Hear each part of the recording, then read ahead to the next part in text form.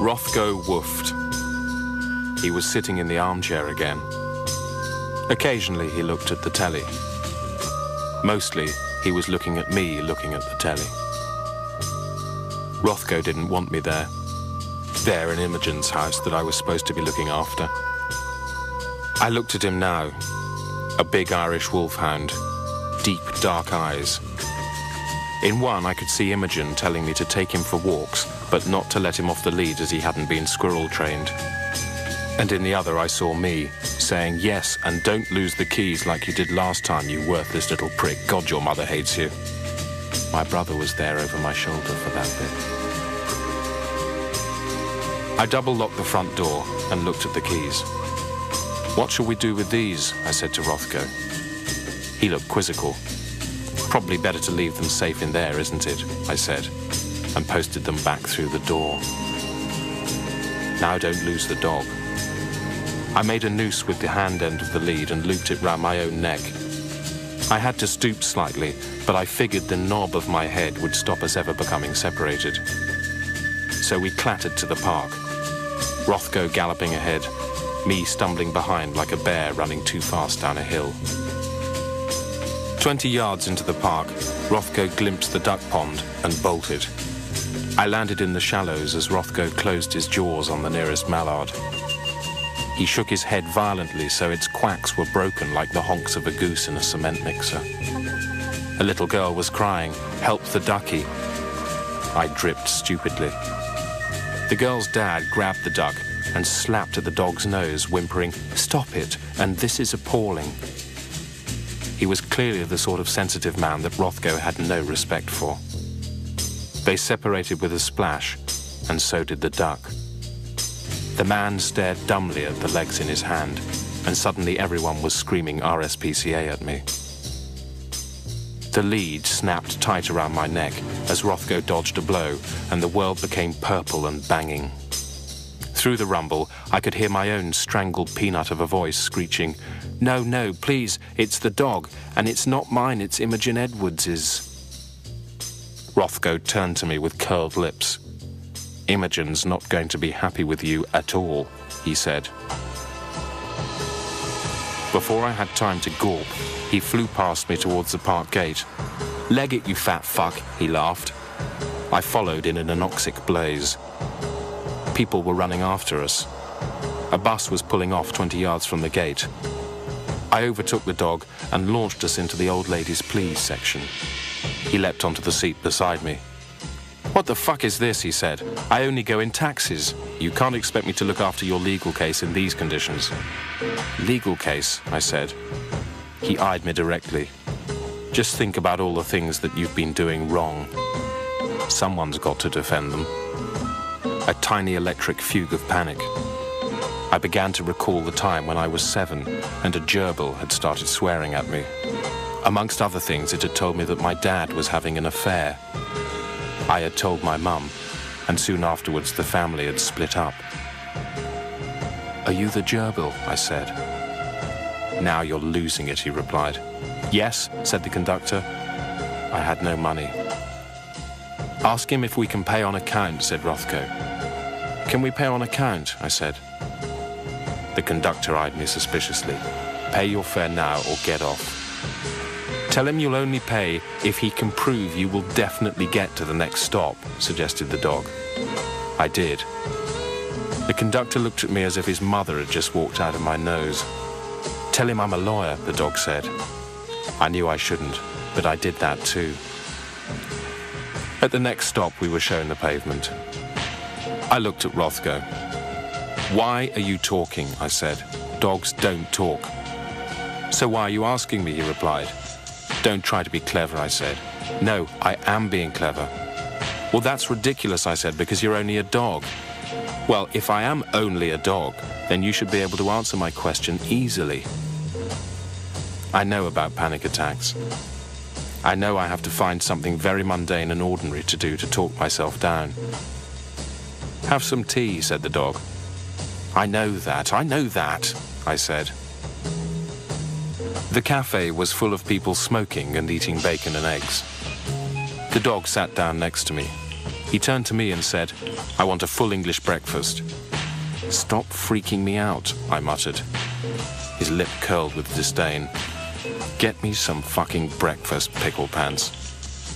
Then a new voice. "Get that dog off my seat."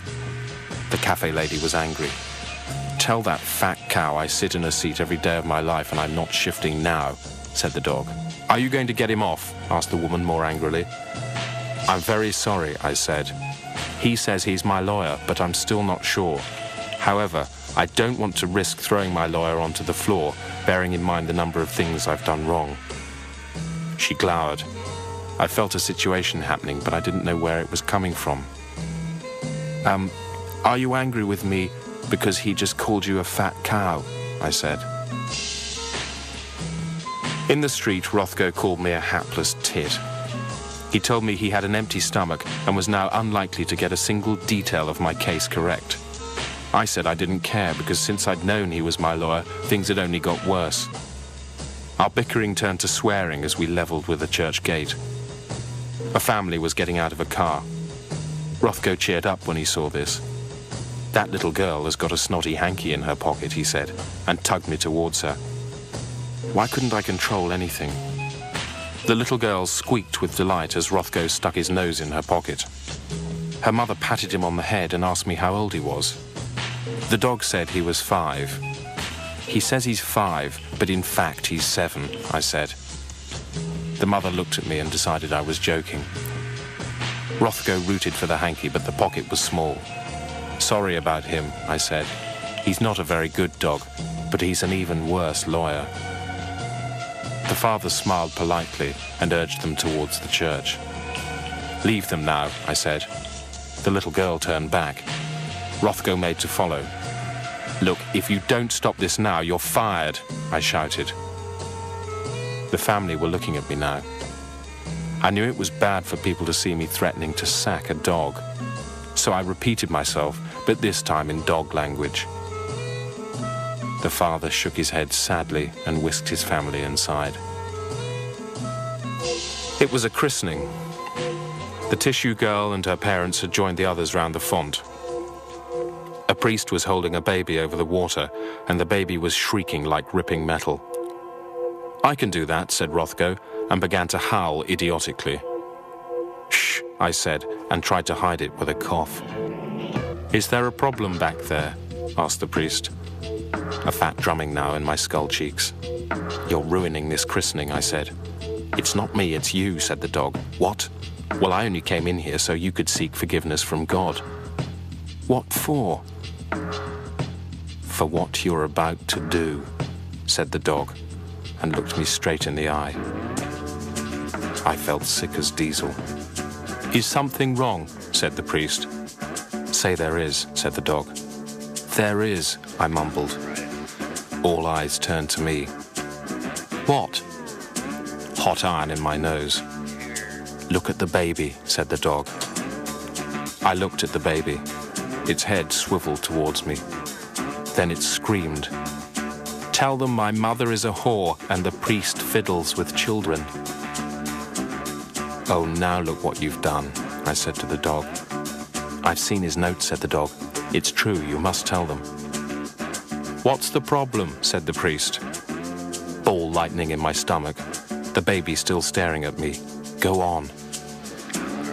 "You rummaged the kid's pants and she receives the cocks of paying men." The priest's mouth fell open. The baby said, "Sucker." Its father started towards me. "The baby told me," I stammered. Rothko lurched towards the little girl who was waving her tissue. The baby's father grabbed me by the neck. The dog leapt. The girl's mother plucked her from the floor and the dog clattered into the priest, knocking the baby from his hands. The baby's mother screamed. The father released my neck and spun towards his wife. I looked at the dog. "Ha ha, you're doing all this," he laughed and grabbed the tissue from the girl's hand. The baby was still in the air. I looked at the dog again. "What the fuck do I do now?" "Don't ask me, I'm only a dog," said the dog, and pelted down the nave, through the porch, down the path and straight into the road where he slapped into a van, staggered around and fell over. Manic birdsong. I dropped to my knees in the road. Blood, oozed from his mouth. "I can't defend you now, you know," he said. Sparrows singing the Dies Irae. "Could you recommend someone?" I asked. "Try the baby." "Really?" "Oh yes," he said, and smiled. Then he went quite quiet and still. I managed to crawl back to Imogen's house. The baby had not been much use, but its father had given some advice to the soft tissues in my face and groin. I lay outside her front door and wondered what to do. "The best thing will be to write a note," I said to myself. "I'll write a note and explain everything." My note said, "Thanks for Imogen. Sorry about the dog. The duck was in bits.